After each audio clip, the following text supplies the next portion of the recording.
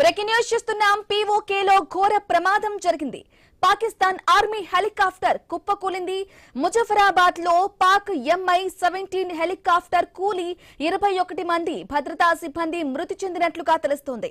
ఘటనా స్థలానికి చేరుకున్న రెస్క్యూ టీమ్స్ సహాయక చర్యలు చేపట్టారు. ఇక హెలికాప్టర్ ప్రమాదంపై పాక్ ప్రభుత్వం విచారణకు ఆదేశించింది.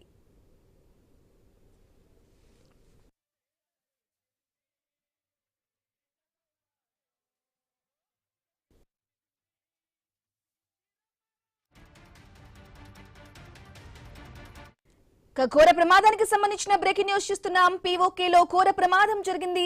పాకిస్తాన్ ఆర్మీ హెలికాప్టర్ కుప్పకూలింది. ముజఫరాబాద్ లో పాక్ MI-17 హెలికాప్టర్ కూలి 21 మంది భద్రతా సిబ్బంది మృతి చెందినట్లుగా కూడా తెలుస్తోంది. అయితే ఘటనా స్థలానికి చేరుకున్న రెస్క్యూ టీమ్స్ సహాయక చర్యలు చేపట్టారు. హెలికాప్టర్ ప్రమాదంపై పాక్ ప్రభుత్వం విచారణకు ఆదేశించింది.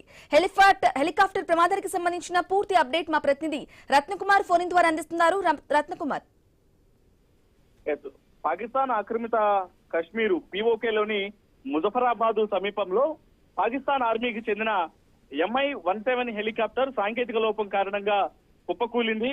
ఈ ప్రమాదంలో 21 మంది సైనికులు మృతి చెందగా ఆ యొక్క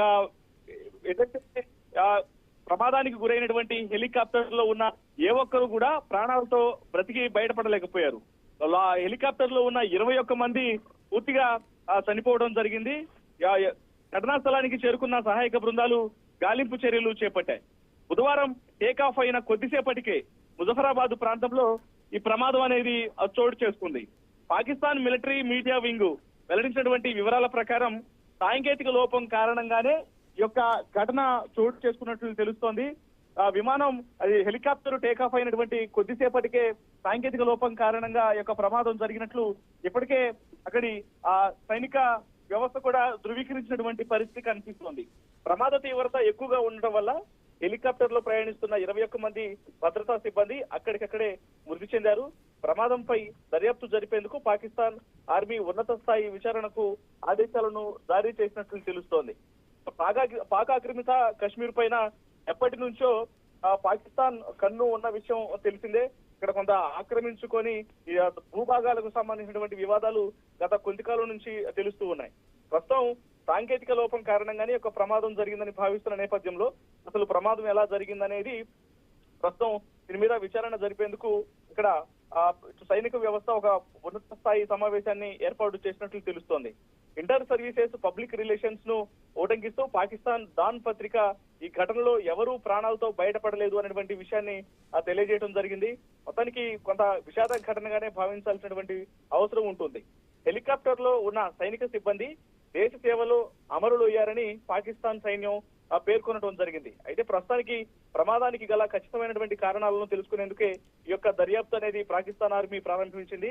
సాంకేతిక లోపమే ప్రధాన కారణం అని ప్రాథమికంగా భావిస్తూ ఉన్నప్పటికీ పూర్తి వివరాలు విచారణ చేసిన అనంతరం వెల్లడేటువంటి అవకాశాలు అయితే కనిపిస్తూ ఉన్నాయి. ముజఫరాబాద్ ప్రాంతంలో జరిగిన ఈ సంఘటన పాకిస్తాన్ సైనిక వర్గాల్లో విషాదాన్ని నింపిందని చెప్పాలి. MI-17 అనేది MI-8 నుంచి నవీకరించబడినటువంటి హెలికాప్టర్ గా తెలుస్తోంది. కొత్త వెర్షన్ మిల్మాస్కో హెలికాప్టర్ ప్లాంట్ ద్వారా దీని నిర్మాణం చేశారు. రష్యాలో తయారైన అత్యధిక బరువు మోసే రవాణా హెలికాప్టర్ గా ఇది ఉంటుంది. సో ఈ హెలికాప్టర్ లో మొత్తం 30 మంది సైనికులు, 12 స్ట్రెచర్లు, సుమారు 4000 వరకు సరుకును మోసేటువంటి కెపాసిటీ కలిగి ఉంటుంది. 3 టన్నుల వరకు బరువును మోయగలిగినటువంటి కెపాసిటీ ఈ MI-17 కు ఆ కెపాసిటీ అనేది కలిగి ఉంటుంది. 2 క్లిమో TV-3-117 ఇంజన్ల ద్వారా అత్యంత శక్తిని పొందేటువంటి హెలికాప్టర్ గా ఉంటుంది.